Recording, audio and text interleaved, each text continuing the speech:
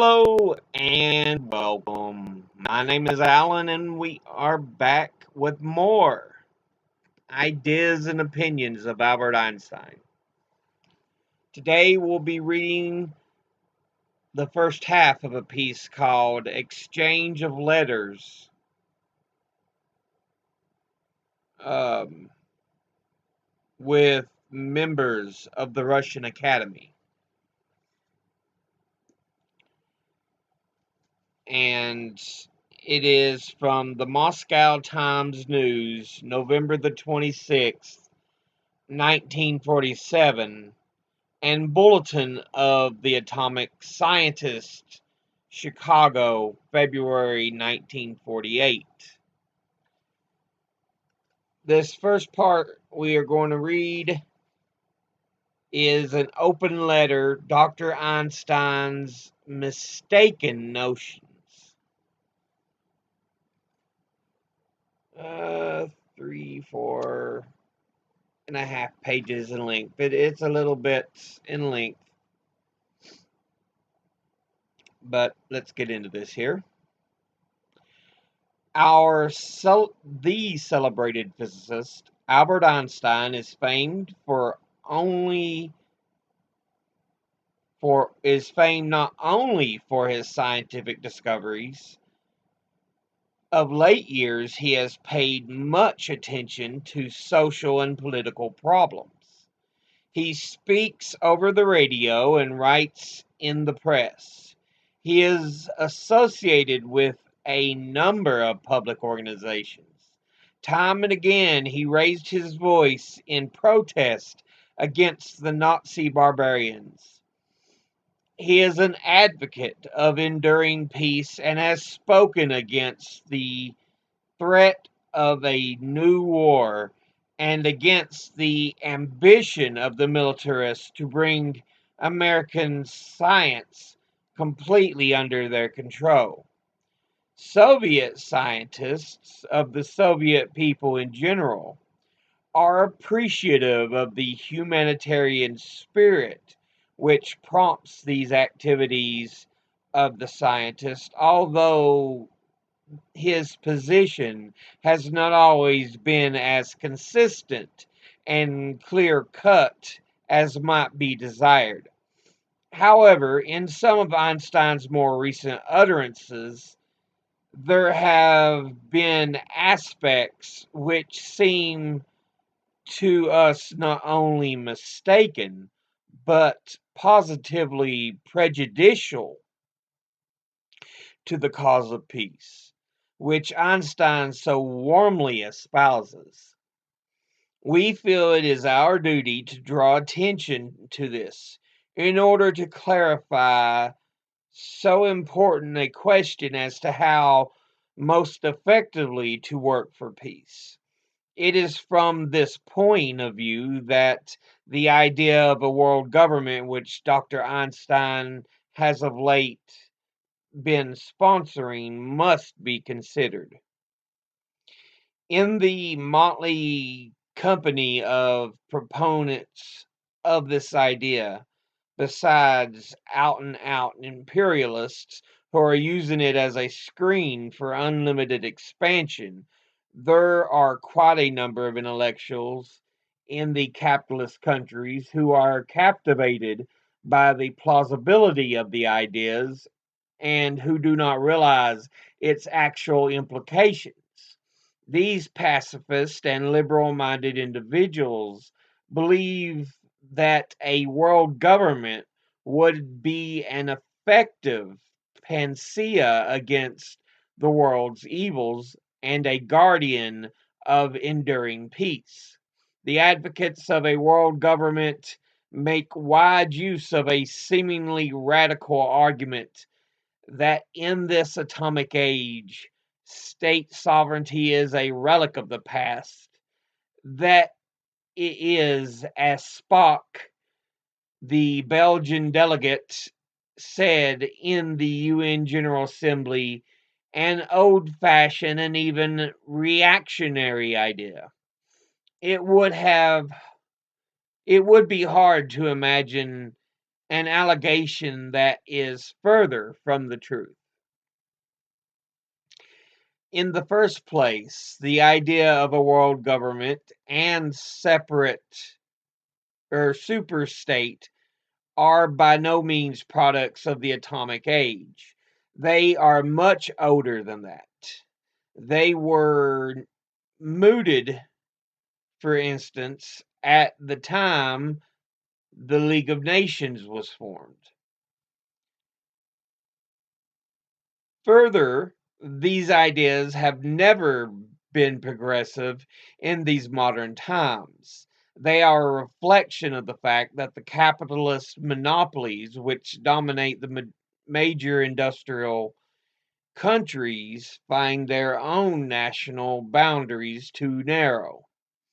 They need a worldwide market, worldwide sources of raw materials, and worldwide spheres of capital investment. Thanks to their domination in political and administrative affairs, the monopoly interests of the big powers are in a position to utilize the machinery of government in their struggle for spheres of influence and their effects economically and politically to subjugate other countries, to play the master in these countries as freely as in their own. We know this very well from the past experience of our own country. After Tsarism, Russia, with her reactionary regime, which was servilely accommodating to the interest of capital, with her low paid labor and vast natural resources, was an alluring morsel to foreign capitalists. French, British, Belgian, and German firms battened on our country like birds of prey, earning profits which would have been inconceivable in their own countries. They chained Tsarist Russia to the capitalist West with extortionate loans, supported by funds obtained from foreign banks. The Tsarist government brutally repressed the revolutionary movement,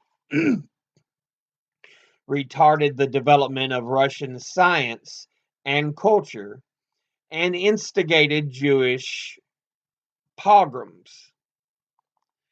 The Great October Socialist Revolution smashed the chains of economic and political dependence that bound our country to the world capitalist monopolies.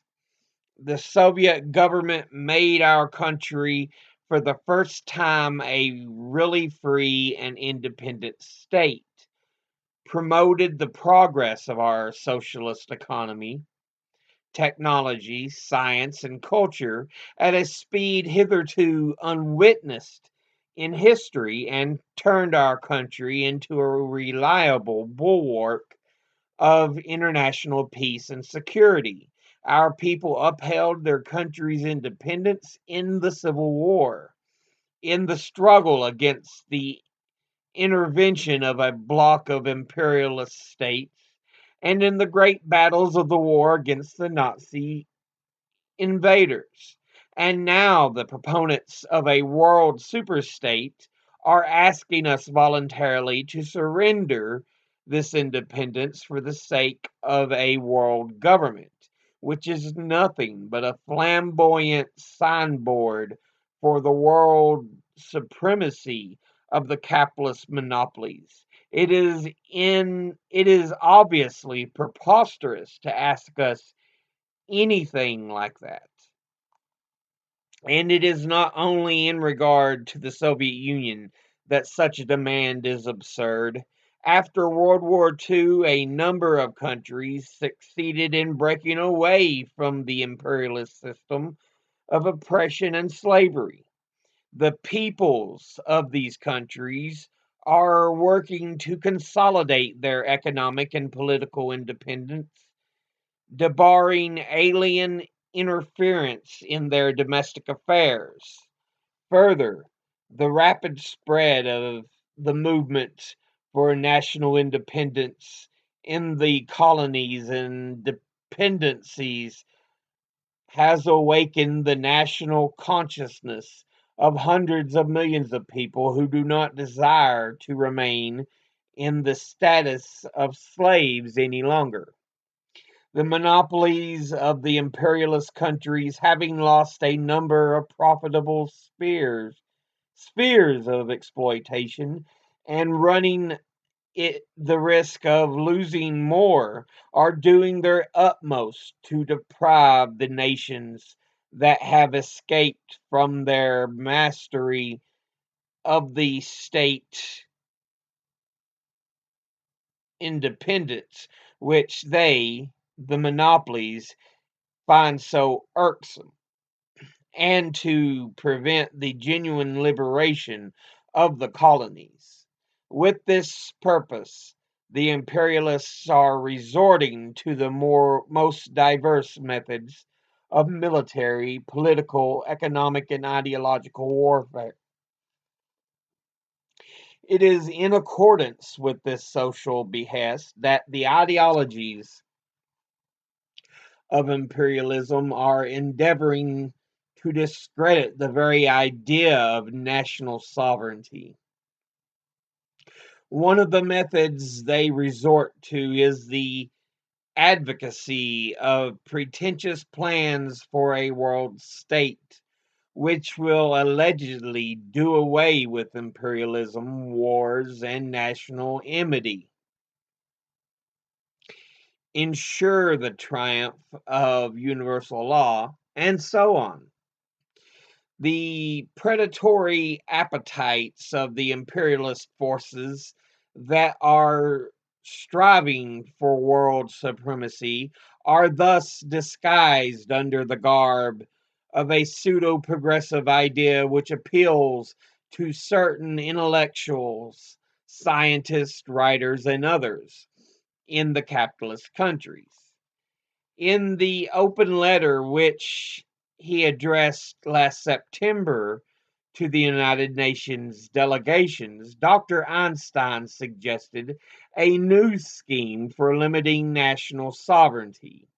He recommends that the General Assembly be reconstructed and converted into a permanently functioning world parliament endowed with greater authority than the Security Council, which Einstein declares, repeating what the henchmen of American diplomacy are asserting day in and day out, is paralyzed by the veto right. The General Assembly, reconstructed in accordance with Dr. Einstein's plan, is to have final powers of decision, and the principle of the unanimity of the great powers is to be abandoned. Einstein suggests that the delegates of the United Nations should be chosen by popular election and not appointed by their governments, as at present. At a first glance, the proposal may seem progressive and even radical. Actually, it will in no way improve the existing situation. Let us picture ourselves what elections to such a world parliament would mean to practice. A large part of humanity still lives in colonial and dependent countries dominated by the governors, the troops, and the financial and industrial monopolies of a few imperialist powers. Popular election in such countries would in practice mean the appointment of delegates by the colonial administration or the military authorities. One does not have to go far for examples One need only recall the parody of a referendum in Greece, which was carried out by the royalist fascist rulers under the protection of the British bayonets.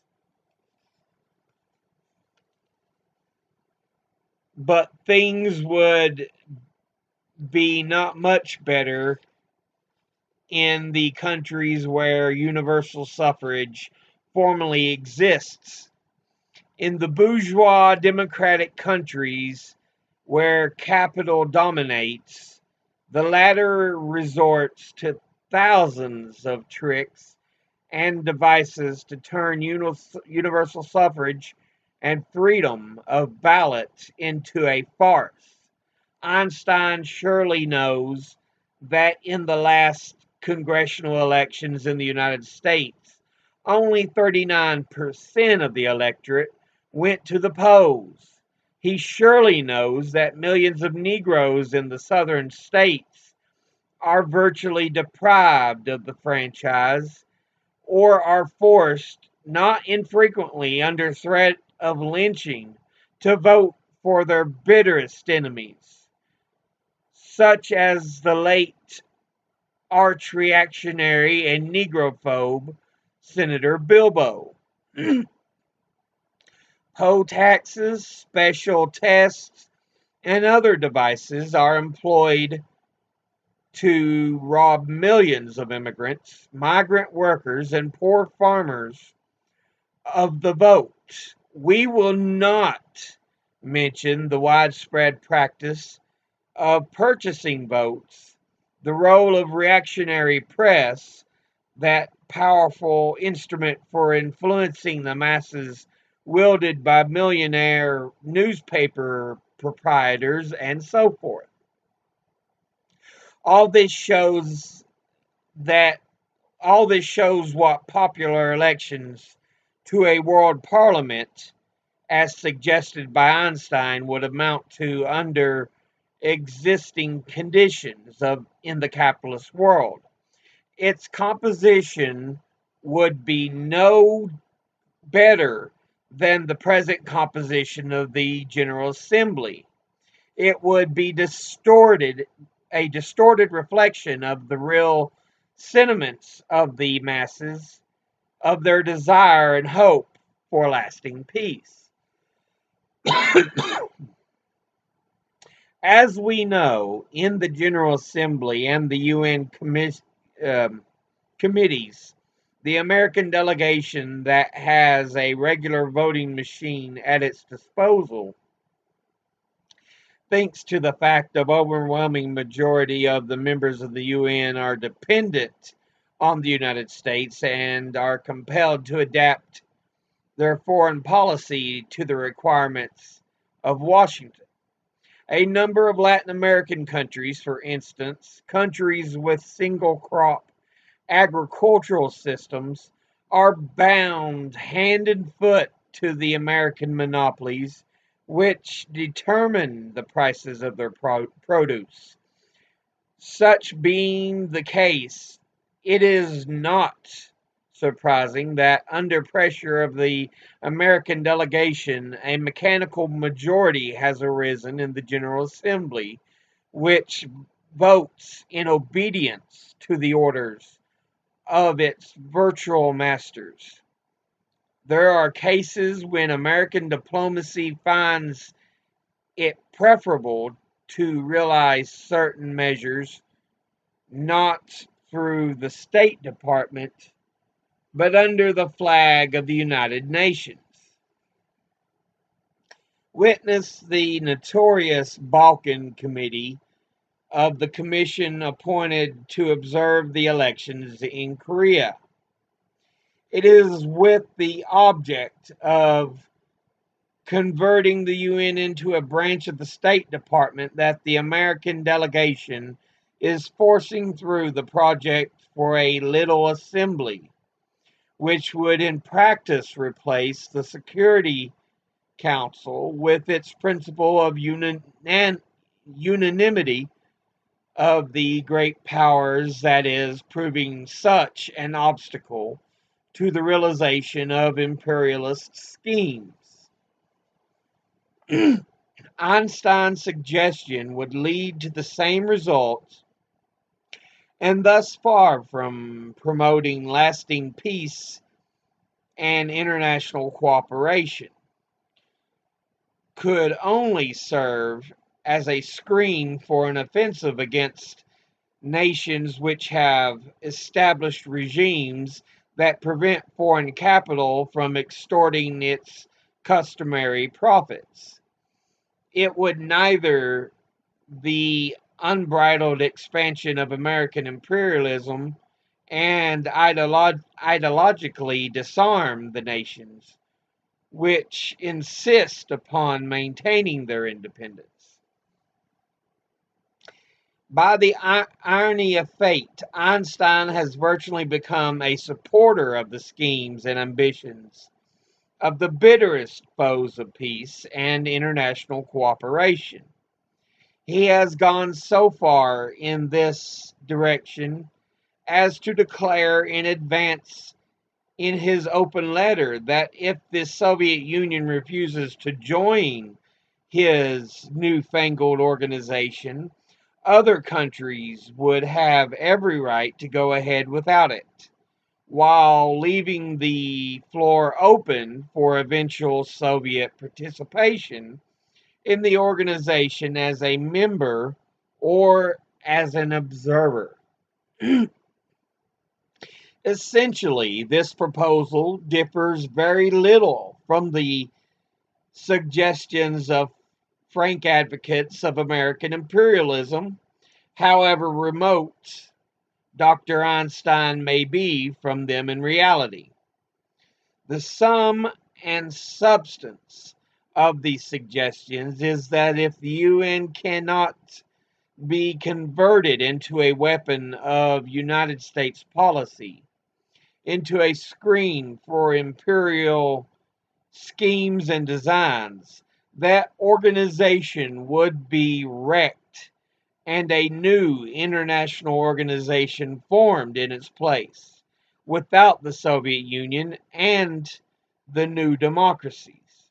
Does Einstein not realize how fatal such plans would be in international security and international cooperation?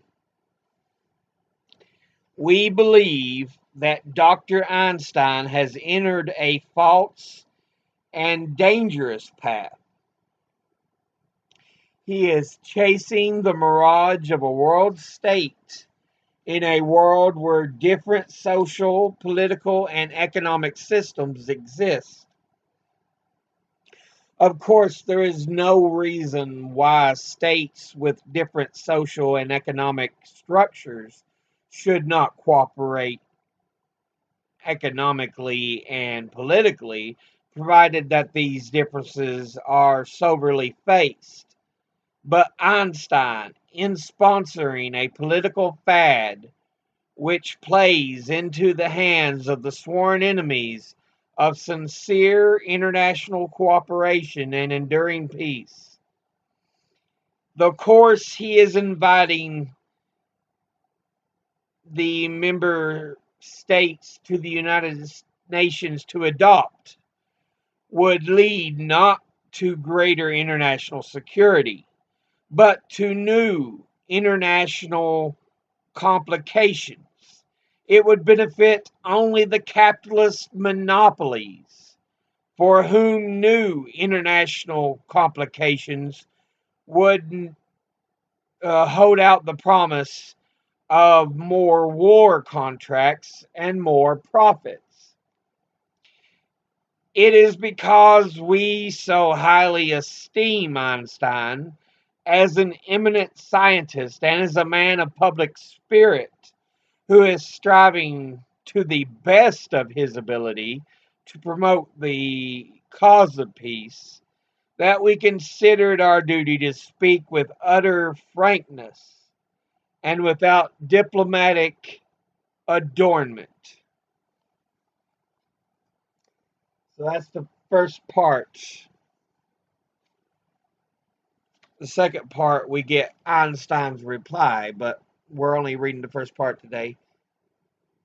And essentially, the Soviet Union is saying, no, a world government would not benefit everyone. It would be a dangerous idea, a horrible idea.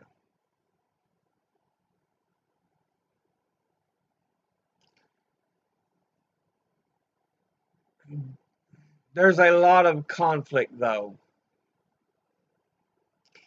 Even after World War II, you have the breakdown of any political semblance between the United States and the Soviet Union.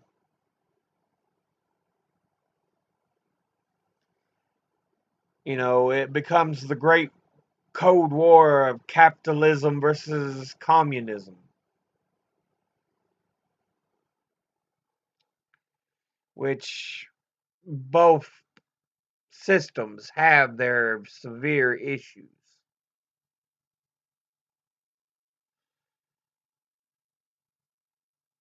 Unfettered capitalism, we are seeing how it is destroying the US. But communism is also very corruptible as well. So, in all honesty, we need a capitalist socialist combination.